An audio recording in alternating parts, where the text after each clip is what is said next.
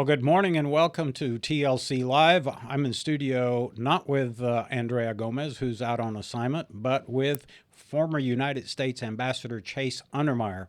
He has held positions at all four levels of government: local, state, national, and international, over a period of more than 40 years, with work in journalism, academia, and business as well. A 1968 graduate of Harvard College, he served in the U.S. Navy during the Vietnam War. He was a Texas state representative, an assistant secretary of the Navy under President Reagan, director of presidential personnel, and director of the Voice of America under the first President Bush, and U.S. ambassador to Qatar under the second President Bush. He is currently professor of practice at Hobby School of Public Affairs at the University of Houston, my alma mater. Ambassador Untermeyer is the author of 3 volumes of diary-based memoirs of Reagan-Bush era and the book How Important People Act. And it's my pleasure to welcome Ambassador Untermeyer. Thank you so much. It's good to be with you, you're never going to fill Andrea's shoes, but we'll do the best we can, right? Exactly.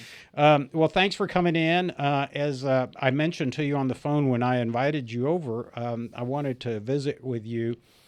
First of all, I believe that you're one of the best historians. I love to listen to you and read your books.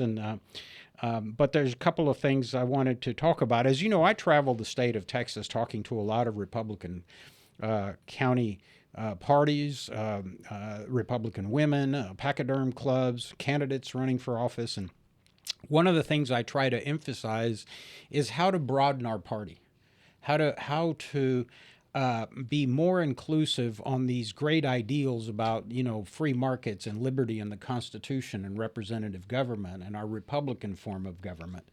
And to do that, I remind people of the storied history of the Republican Party. I started, even I as a longtime Republican, and, I say long time, 1992, I tried to be in your shoes. I was a nominee for the Texas House of Representatives.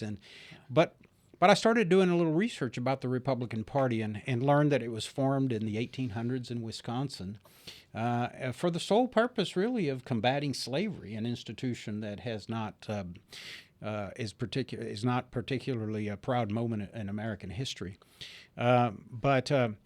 And over the years, as I started researching, realized not only did we have the proclamation, the Emancipation Proclamation, which incidentally was read in Galveston, Texas on Juneteenth, but we also were instrumental in passing both the Voting Rights and Civil Rights Act. We had a Republican who integrated Major League Baseball. Republicans have a storied history of fighting for the underprivileged and those that are abused and not benefiting from all of the ideals in the Constitution. So let's talk about a little bit about the history of the Republican Party and how we can broaden it. Well, I'm very much in favor of broadening the party, but you have to want to broaden the party before you broaden it. And I'm not so sure that many people believe in that these days. They sort of have the idea that if they at least are active and they at least vote and show up in elections, that they can keep on winning, even though the demographics of the Republican Party, which is another way of saying older white people, is shrinking, particularly in Texas, such that that should be a concern, you would think, for people who want to keep on winning elections. But they still cling to this notion that if the vote can just be kept small enough, that they will constitute a majority.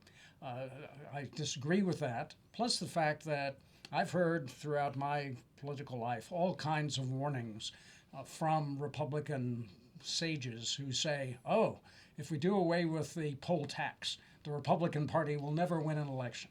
Or if we do away with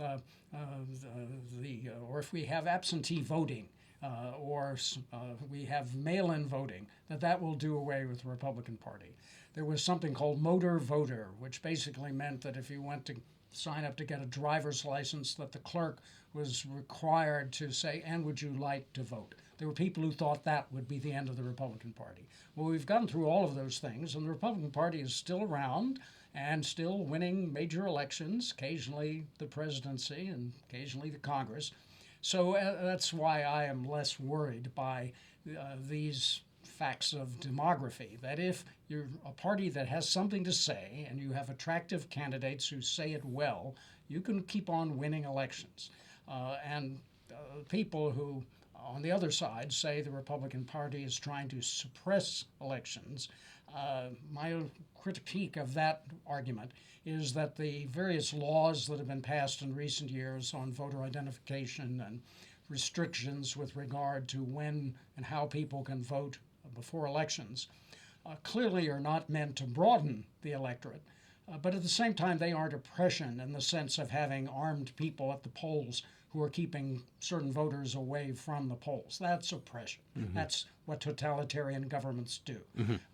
These laws I might not have voted for if I were in the legislature, but they are, at least to be fair, pulling back the expansion of voting opportunities that have existed over time. And let me make a final point here. There are those people who want to expand the possibilities and the ease of voting on the basic democratic grounds we heard going back to high school, that more people vote, the better. And yet, somehow, with all of these expansions that we've talked about, the electorate still seems to be about the same. So these broadenings and these restrictions, so far as I can tell, really don't have much impact. Yeah, one of the comments I make is that we need to, conservatives and the Republican Party need to have marketable ideas, ideas that work all across America. Here in Texas, Ambassador, I think any student of politics would realize that we've lost most urban Texas, the Republican Party has. You look at Harris County, for example, one of the most diverse counties in the nation, where Republicans used to win by a margin of well over 50,000 votes back when I served as county treasurer. And more. Yeah. To be decimated in 2018 by a margin of 120,000 plus votes. That was quite a gap. Now, we've started to narrow that. The last county elections, there were a handful of judges that won at the bottom of the ticket, but most candidates that did not prevail lost by a narrow margin of about 6,000 votes. So we've narrowed the margin. But I tell Republicans all the time that you have to apply conservative solutions to urban problems. And it's very difficult to get them to focus on that. For example, one of the things that I have heard about in media but never really witnessed was what they call food deserts and healthcare deserts. And you don't have to go far here in Houston, for example, that you go some of the ethnic communities like the Fifth Ward, there are no grocery stores. And one of the issues that I've been trying to get at the state level anyway to focus on is the health of Texans. One of the biggest problems we face is childhood obesity, which leads to type 2 diabetes, which is expensive on the healthcare system, untreated and undiagnosed. And for example, a grandmother that may be getting dizzy and has a lot of thirst and wants to see an endocrinologist in the Fifth Ward, you got to take 2 buses and then transfer to the Red Line, go see the doctor who will write you a prescription. Then you got to take the Red Line and 2 buses back home. Then you got to go to a pharmacy, which there are none in her neighborhood. It's tough. It's tough. Yes. So I always say, why don't we apply conservative principles to urban problems, show Texans that we care about them, and that improves the image and actually resolves issues. Well, you're absolutely right that issues like hunger and health should not be partisan issues. Maybe the solutions to those questions have partisan approaches, whereby liberals and Democrats in general may favor a state solution, and conservatives and Republicans in general might look around for private sector solutions. But everybody should be in favor of people being in the best of health. And you gave a very powerful argument why conservatives in particular should be concerned, and that is without proper health care, people are going to wind up being very, very expensive wards of the state, requiring ever greater amounts of money. And we're talking about, in this instance, citizens. You don't have to put up alarms about people coming in from other countries to take advantage of our welfare system. Just those people who are clearly born citizens will demand greater and need greater services that will be ever more expensive. And the same thing with education. If you look at the huge urban school districts like the Houston Independent School District, this is an interesting debate that we're having in Austin. They Republicans believe vouchers and broadening charter schools and choice for parents will improve the situation. One of my concerns, of course, is those are all good ideas, but sometimes I wonder if we were going to create a two-tiered education system where legacy families that I, for example, am the first one in my family to go through college. My parents didn't know anything about the ACT, the SAT, writing college admissions essays. They couldn't afford a counselor to help me work and prepare for the SAT. Those are huge challenges for low-income families no one's been through college. On the other hand, you have legacy families who mom and dad graduated from A&M and UT, and they work hard to get the best education. So they'll pick the best schools for their kids under a choice system. But I'm afraid that the rest of the society is left behind, and that's a problem.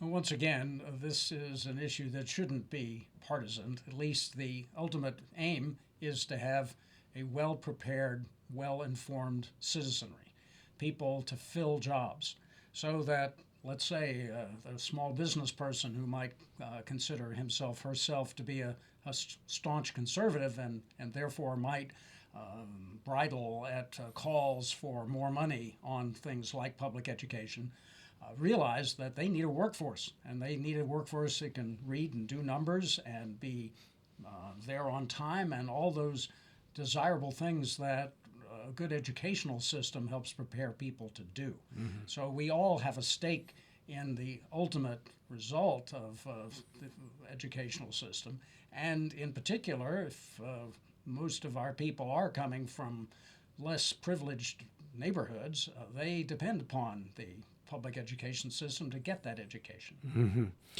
One of getting back to Republican politics, I then believe there was a article in last week. I believe it was published about the 6 types of Republicans in the Republican Party. 6. Yes, they identified traditional Republicans, libertarian Republicans, right-wing Republicans, and they were talking about exactly what you mentioned, the ever-shrinking electorate, right, that chooses the Republican nominees. Most of the primaries are dominated by the far right of the Republican Party. How do you encourage more diverse views in primaries? Well, let's start with the politicians themselves. And I used to be one, so I'm talking about me as much as I am today's politicians.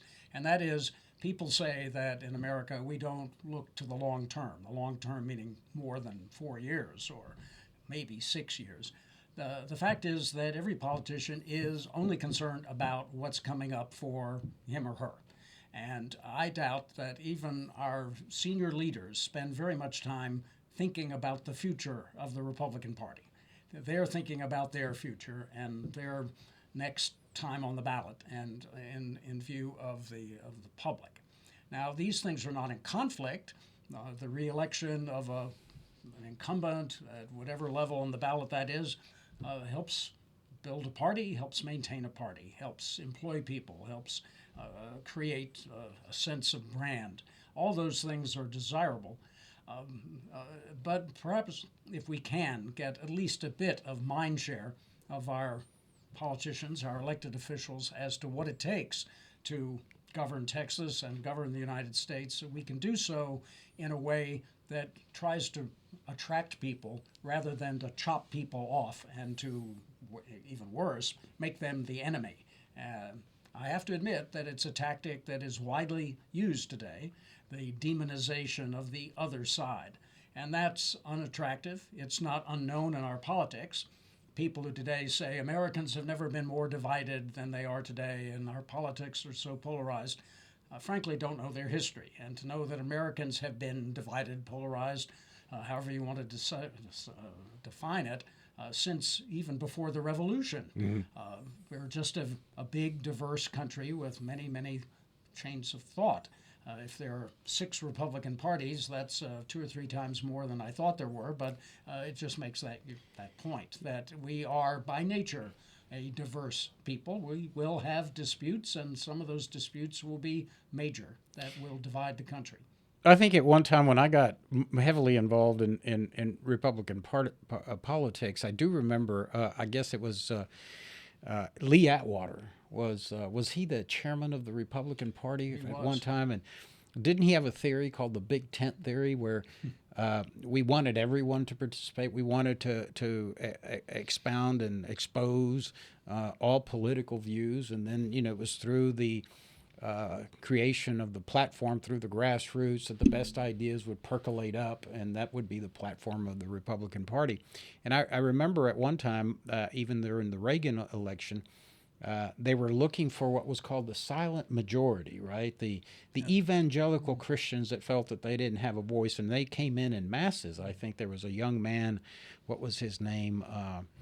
Ralph Reed, that mobilized quite well evangelicals, and they swarmed in and helped Reagan get elected. Is that my correct recollection? The only thing I would say from a historical point of view is the phrase silent majority actually began in the Nixon era. A view that he had, which in effect came together in the Reagan years, was that there was a large segment of middle income America who felt left out, who felt, harmed, and certainly they felt ignored and reviled by elites.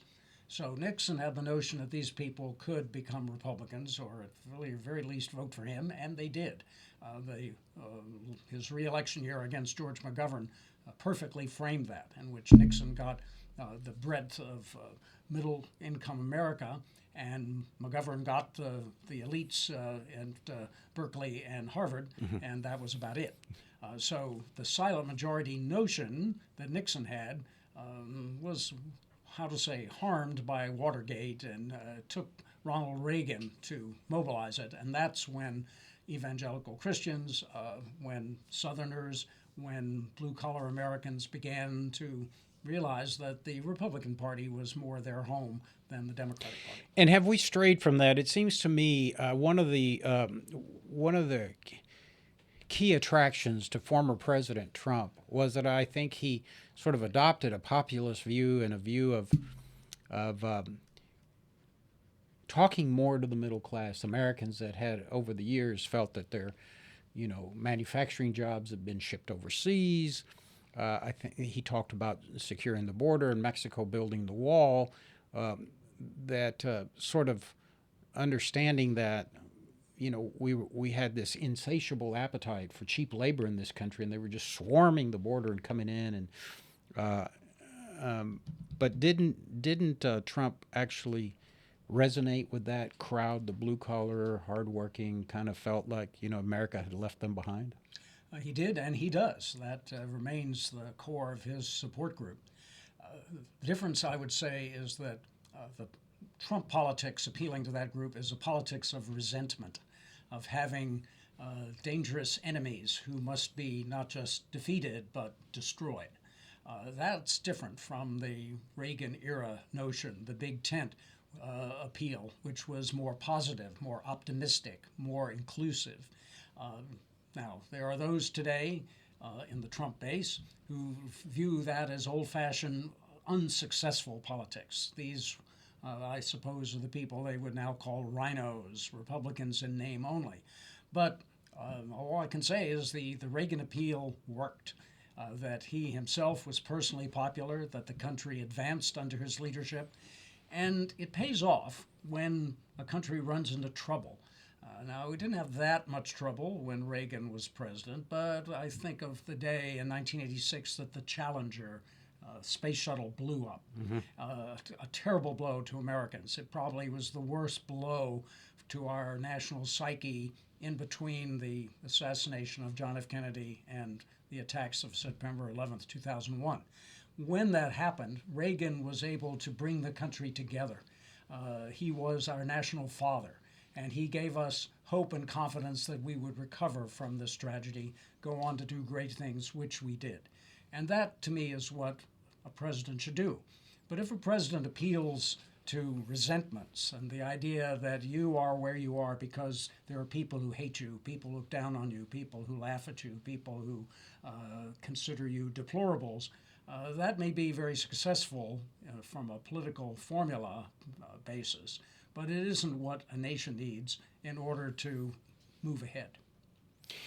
I often say, Ambassador, my observation is that Donald Trump, the phenomenon of Donald Trump, someone had, he was a donor to both parties at one time, but he really wasn't a politician. It's not like he worked his way up from City Hall in New York up to a state representative, maybe to the New York senator, and then congressman, and then he didn't have the usual trajectory. But it's amazing to me how he appealed to, particularly in South Texas, to a lot of the Hispanics. How do you reconcile those? That on the one hand, he wants to create a boogeyman and sort of be divisive. On the other hand, he somewhat broadened the party and brought in a lot of Latinos in Texas and across the country. Well, you're better able to speak to that than I.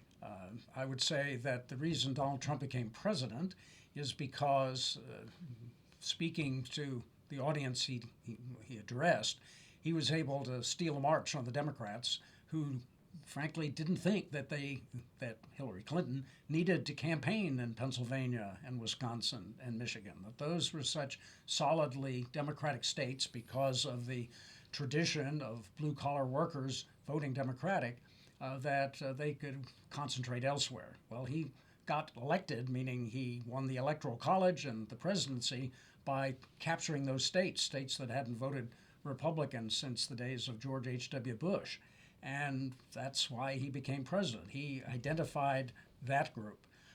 Perhaps there are parallels in South Texas that you could see, but in his case, he very brilliantly saw the opportunity, or as people say, he went hunting where the ducks were. Yeah. Well, one of the things I always say is that Donald Trump, in my opinion, is a product, and some people will get upset, but I say this not with any disrespect, but Donald Trump was a product of the failures of the Republican Party. Too often, Republicans talked about fiscal conservatism, and yet we've had instances where we've had the executive branch and we have dominated the Congress. Congress controls the purse strings, and we've run up the national debt and the deficit. Republicans have latched onto this idea that you can cut taxes and increase benefits, entitlements. But how do you do that? I just don't know of any magical formula where those can be reconciled to produce solid fiscal budgets and solid fiscal footing for the future. And that puts us in a situation where we have to go borrow money through issuing bonds. Of course, we all know that China buys a substantial amount of our debt. But Republicans had opportunities. I think about this one, Ambassador. I'd like to hear your opinion.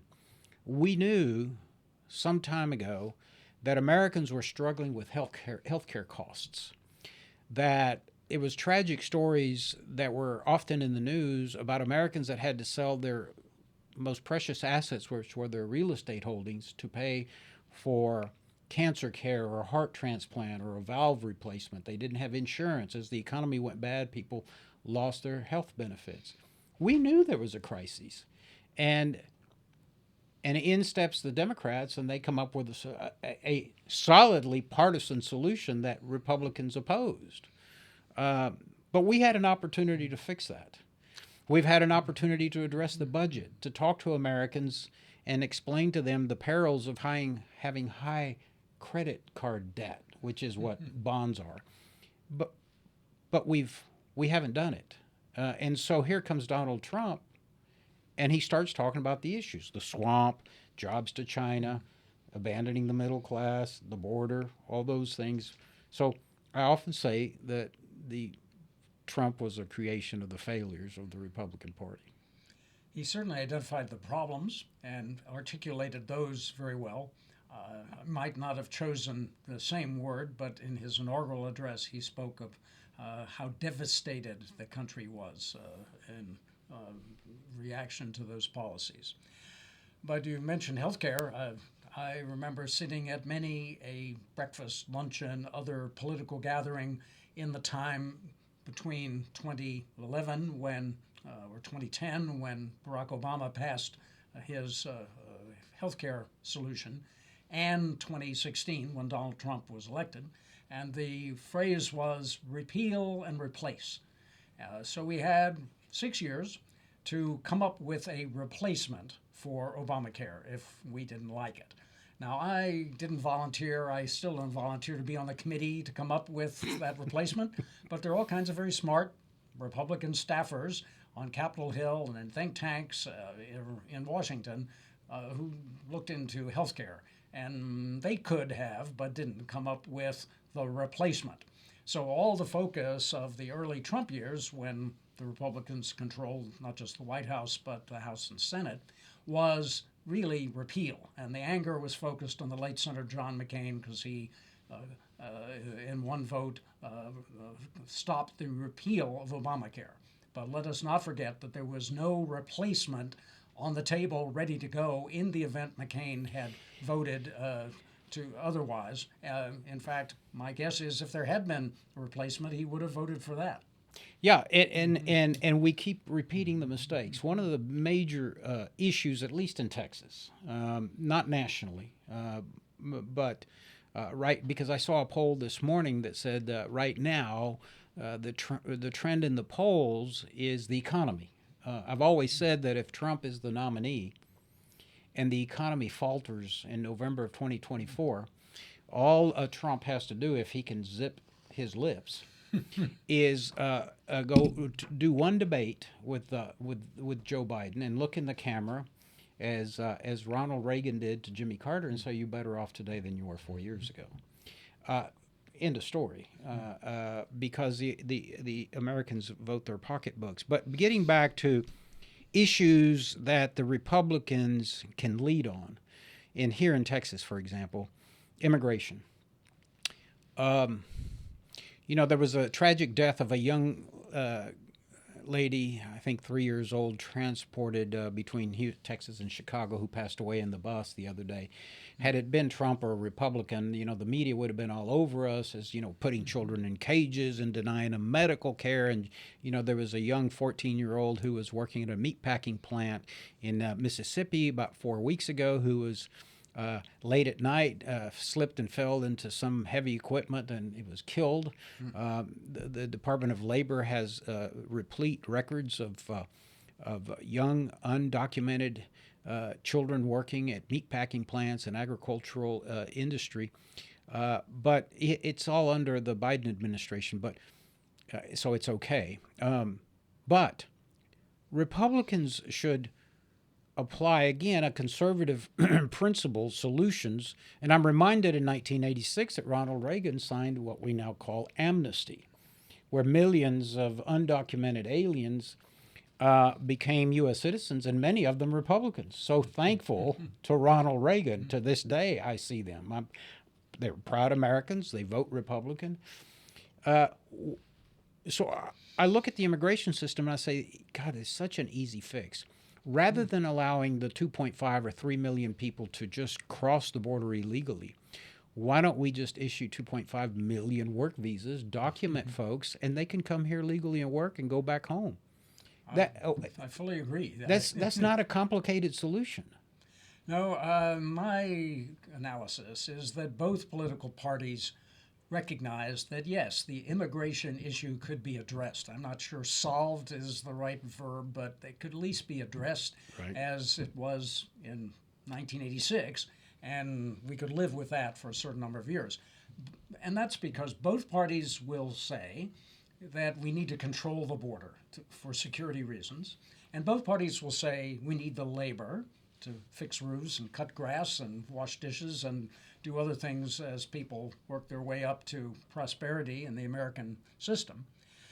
But neither party wants to address the immigration issue because it is too delicious an issue to grab and beat up the opposition. Okay. Now, let me tell you what I think. By not addressing the immigration issue, in my opinion, now we have, it's estimated, between 15 to 20 plus million undocumented aliens, mostly in urban areas. Houston, as you know, is home to many undocumented aliens, the bulk of which are Hispanic from the Americas. I mean, I know we get Chinese and we get Russians and Ukrainians coming across, but the bulk are Hispanic. And so what we're doing in this country, Ambassador, is creating what I call a permanent underclass of people that don't have a voice. Now, I understand they can't vote because of their legal status, but they do pay taxes. And so you have a city like Houston and many other cities in America where you have now not the majority, but a plurality of the population is of a certain ethnic group. Hispanics in Houston, 43% of Houston is Hispanics. But you look at the political representation, Hispanics are absent at the city hall. They've never elected a mayor. We've had a couple of Hispanic at-large members. By and large, those are gone. We have 11 district seats. Only one Hispanic fills that. Yes. So my concern about this undocumented population coming across and not having a policy that we can control is that we are building a permanent underclass. And let me expand on that by a reflection on a part of the world quite unlike ours where I lived, and that was the Persian Gulf or the Arabian Gulf. Very wealthy places there that we all know of: Saudi Arabia, Qatar, Abu Dhabi, Dubai. These are places that have very, very tiny citizenries and very large numbers of people who are there as contract workers. They're the ones who make those places function, from the highest level of professional jobs of one sort or another in healthcare and energy, all the way down to the people who are filling holes in the street.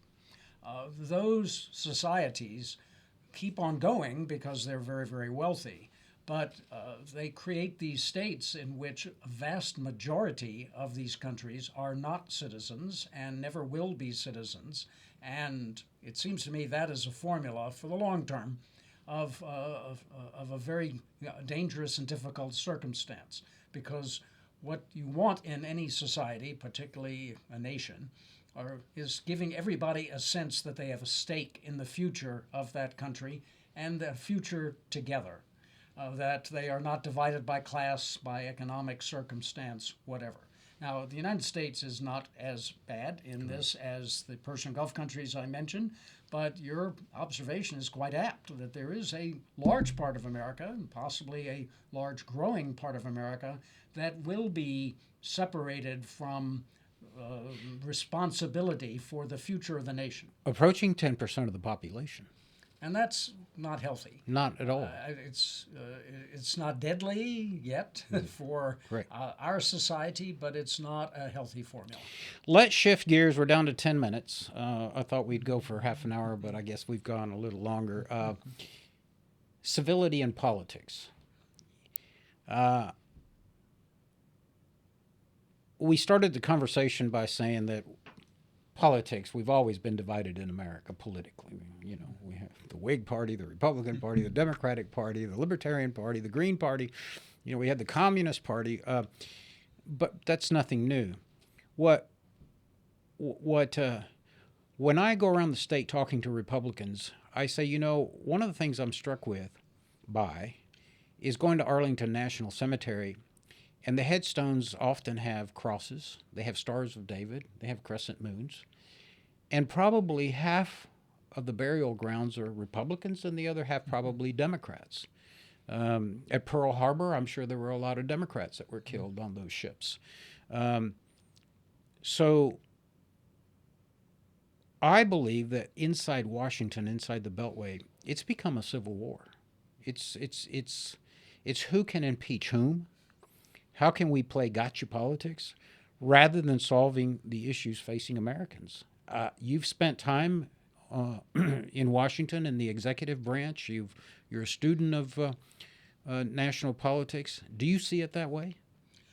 I don't see it as a civil war, but clearly there is a high level of rancor in the country. To give a political reflection, when I hear people say we've never been as divided as we are, I often ask people, well, when were we united to the degree that you want Post us 9/11? Well, there was that moment. But for a sustained period of time, right. People might think of World War II. And yes, the United States, all people, were united in wanting to defeat the Nazis and the other Axis powers. But politics was not suspended during the 1940s. There were some very bitter disputes at that time. There were some pretty awful race riots, one not too far from here in Beaumont, Texas, another in Detroit, and some other communities. There was a big fight, a very interesting fight, given our current disputes over elections, over whether the soldiers who were fighting for democracy in places like Guadalcanal and Anzio could vote for president. There was big division at that time. So World War II was a time of unity, but it also reflected division. The difference was that in past years, there was at least a sense of common purpose that led Democrats and Republicans to work together on certain overwhelming issues. You mentioned earlier how, in many ways, the Civil Rights Acts of the 1960s were enacted because of Republicans, mostly Middle Western, Northern Republicans who believed in civil rights and were willing to join with Democrats, also from the North and the Great Lakes area and far West, who believed the same way. And that was important as a step forward in the development of America. We've come together on other issues in the past, and there are still cases today, they just don't get reported, where there is bipartisanship. But we have moved past the point that it used to be when Ronald Reagan would have fights during the day with Tip O'Neill, the Democratic Speaker of the House. Scotch at night? And then they would get together in the evening and have drinks and tell Irish stories. That we're missing. But I believe that what people mess up, people can correct. So all it takes is a change of attitude on the part of the American people. This is not an egg that is scrambled and cannot be put back together again. All it takes are individuals running for office like president, but also Congress, state legislature, city council, who are willing to be open to the other side. There's that prayer that we've heard many times, Lord, let there be peace on earth and let it begin with me. Well, let there be bipartisanship and let it begin with me. Somebody has got to reach out to the other side. Well, and then we go back to what we started with. Then you have to fear a primary challenge, and the primaries are dominated by the right wing of the party. Well, the fear may be there, Yeah. but I will give a lesson in politics from my own limited, very humble career as a state legislator. And that is, I realize that the typical politician, such as a state legislator, never wants to lose one vote. Never wants to make anybody unhappy because they might vote against you or they might run against you in the next primary.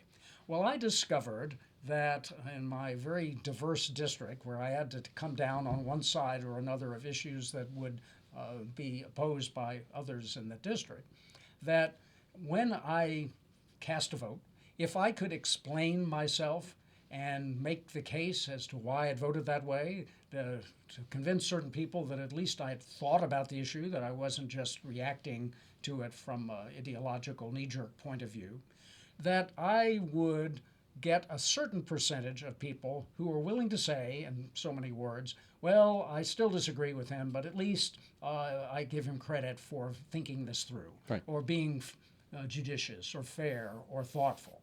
Now, that number was not 100%, but neither was it 0%. So from my humble experience, I think politicians should be bolder and realize that by doing things that aren't of their nature outrageous, like talking to somebody else, even on the other side of the political aisle, that they can do that and survive. Now, some may not survive, but the more who try it and realize that they can survive will encourage the others. Uh, Weaponization, mechanization of institutions in Washington to go after political enemies. Are you concerned about that? Do you see Merrick Garland as exacting a retribution for the Judiciary Committee rejecting his nomination to the Supreme Court, and this is his way of getting back, or is this uh, truly a because most Republicans will say, okay, Trump had documents. It's not like he was selling them to China. And by the way, Pence had documents and Biden had documents. I mean, you've been in the White House. You've seen transitions. You know how chaotic, moving, And so, yes, you end up with 40 boxes that should have been at the National Archives, but they're at his house. And yes, he was bragging about it on tape, but I'm of the opinion it could have been resolved in another fashion other than sending the FBI in the cover of dark and then Well, that case will come up from what I have read, and that's the only thing I can say. I don't know for a fact, but from what I've read, that there were requests by the National Archives Administration to President Trump to give up these documents, that requests that were pending for a year and a half before the agents pounded on the door. So it isn't like he wasn't given a chance. Now, why he kept them, we're told or we're led to believe that he'd like to have them as symbols of the important role that he once played. Mementos. He didn't have the White House anymore and didn't have Air Force One or Marine One or Camp David, but he had this document.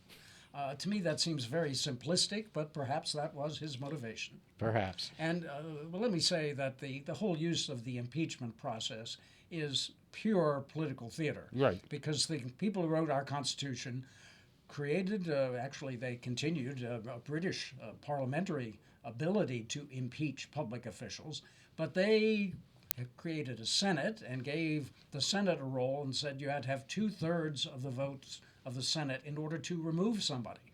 Well, we've had several impeachments at very high levels in the United States. One of President Andrew Johnson right after the Civil War, one of Bill Clinton, and two of Donald Trump. And none of those resulted in the removal of the president. Andrew Johnson came within one vote of being removed, but he was not removed. And the Clinton and Trump votes were very far away. Yeah. Why do it? Why go through all of that if it's going to end up in the acquittal of the person you're attempting?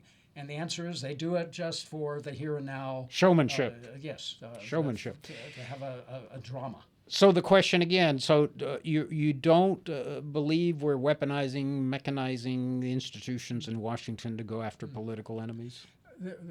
Well, let's think about the Justice Department. I have greater faith in the Justice Department, both ordinary day-to-day lawyers and the FBI, than Trump Republicans do. And that is a concern because I think those people are trying to do their job. I do not think that they are motivated by politics, but they have to make calls that have political effect.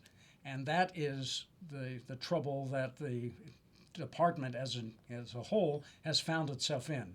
You recall that before the 2016 election, there was the issue of Hillary Clinton's emails. The FBI looked into it and said, from our study, Hillary Clinton did not violate the law. And then there was new evidence that came up, and the FBI director, Mr. Comey, said, well, we found some new evidence. We're going to reinvestigate Ms. Clinton. Well, she believes that was a contributing reason, if not the reason, that she was defeated for president just a few weeks later. So one way or the other, if you're going to deal with the question of whether Hillary Clinton legally used the email system properly, you're going to have to make a call. And in this case, the FBI made two calls that had political effect. It seems to me. Well, go ahead, finish your thought. And did they do it deliberately? No, I don't think they did it deliberately to either help Hillary Clinton in incident number one or hurt her in incident number two. But there was an issue, and they had to come down on it. Ditto Donald Trump's keeping classified documents. To me, that is either open and shut, prove it or don't prove it case. Either he had a piece of paper that showed that he had legitimate ability to declassify those documents and take them with him to Florida, or he didn't. He can't do it after he's president. He could only do it during his presidency. That's up to the Justice Department to prove. And if he's guilty as charged, which I'm because we believe in people being innocent until proven guilty, so I'm not presuming guilt. But if the allegation is correct, then it was the duty of the FBI, meaning the Justice Department, to go enforce the request of the National Archives Administration and retrieve those documents. It seems to me that everything in Washington is so politicized. You know, a virus and COVID-19. You know, poor Anthony Fauci just couldn't do anything right, and so it just seems everything is so politicized. Well, as I say, there are certain actions that you have to take that have a political effect. Right. No doubt about that. But whether you have a political intent is the issue. Yeah. I mean, take redistricting, and that is always a controversial issue, particularly at the congressional level. If you have to divide a state like Texas into 38 districts, then yes, there will be political considerations aplenty. It doesn't matter who is in charge, be it Democrats or Republicans, they're going to want to create those districts to their advantage. Correct. That's their intent. But you can't do something like that without having some kind of effect. Suppose instead of creating 38 districts, you only had to create 2 districts, and you have this jurisdiction. Maybe it's a city, maybe it's a county. You have to create 2 districts. Well, where do you draw the line? Well, you can draw the line any way you want. There will be a political effect. Yeah. And the loser is going to say that you had the intent to get at them, even though it was a simple matter of drawing one line through one box. So, certainly you have a wider and deeper involvement in politics than I do. I'm sort of a newbie compared to you. Not saying that you're older. You've been doing it longer. That too, yes. But collectively, I think we have 50 years in politics. So to conclude, are you optimistic or pessimistic? Because I do believe in reading history, I am an optimist because I have seen in the pages of American history, the United States get through far worse times than we are experiencing today. I agree. The pre-Civil War period, the post-Civil War period, the Civil rights period, the Civil Rights Movement, the 1960s, which some of my contemporaries somehow think of nostalgically, were a terrible time for the United States with burning cities, burning cities, civil rights, leaders. assassinations. All those things occurred in the 60s, and then nuclear proliferation in Cuba and you know, the missile crises. Yeah. So we got through all that. Yeah. Now, do I believe everything about modern society, including its politics, is ideal and perfect? No. But it is the American genius, going back to the founding of this country, going back to the colonial period, always to keep improving and to keep looking at ourselves, which is to say, having fights over how to improve and whether to improve, and that remains a constant. So that's why I'm an optimist, although I will not be around long enough to see my optimism validated. And 50 years from now, there will be controversies that divide the United States, maybe controversies we don't even know about today. You remind me of an interview I watched with Charles Barkley, and he was reflecting on life. He says, life is like a game of golf. He says, I'm on the back 9. I don't know if I'm on the 17th hole or the 11th hole, but I know I'm on the back 9. So, yes, I too am optimistic. I know we have a lot of issues, and, you know, my job, of course, through Texas Latino Conservatives is continue to expand the party. to bring more people into the conservative movement and to recognize that free markets and the rule of law and our Constitution continue to be one of the greatest combinations in the history of the world, that all people, I think even immigrants that come here illegally, have an opportunity to be part and parcel of the American fabric, create businesses, educate their children. I'm always impressed when I got to tell you a story. Back in the 80s, I drove an old beat-up BMW, and it was always in the shop. And so I couldn't go to the BMW dealership. They were expensive. So I found this guy named Julian Martinez, who owned a company called Beamer Auto Repair and Sales off of Richmond and Janetta. And he's an immigrant, immigrated here from the Dominican Republic, moved to Houston in 1997, started fixing foreign cars for a guy named Enzo, an Italian. But in short order, Julian became his own owner and now has expanded to over 5.5 acres, has become a multimillionaire. His children have all graduated from Texas public universities. And the other day I found out he's running for mayor. Oh. Only in America. Yes. Only in America do immigrants like myself, like Mayra Flores, like Julian Martinez. We helped elect a young man from Jamaica to the State Board of Education. Only in America do immigrants actually have a chance to help run the government, because you can't go to Mexico City and run for city council. You can't go to Beijing. You can't go to Moscow, and you can't, you can't go to Baghdad. Only in America, and so it continues to be the greatest country. I'm optimistic, Ambassador. It's always a pleasure to have you. We could talk for another hour and a half. Easily. But it's almost noon, and I know you're getting hungry, and I promised you a lunch. So very important. Let's shut this program down. We have been visiting with Ambassador Chase Untermeyer, a dear friend, a great historian, a great patriot who generously donates his time every time we ask him to be on the program. His website is? Untermeyer.com. Untermeyer.com. Read his books, follow him. He's very involved, very active still in our community and around the country. Texas Latino Conservatives is a volunteer organization. We rely on the generosity of Texans to help us keep this program going, and the multiplicity of programs that you see at the top of there, which is Texas Latino Conservatives Pastors and Leadership Latino. We operate a general purpose PAC in the state of Texas where we help elect conservatives, and we have a nonprofit organization where we train.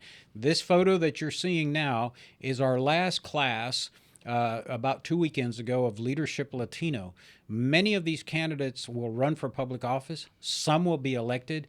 But the good news is that they're all working hard in their communities to spread the message of conservatism, opportunity, and hope in our state and in America. So if you can help us out, make a contribution, TexasLatinoConservatives.com. We'll see you guys next week when Andrea Gomez will be back from her assignment.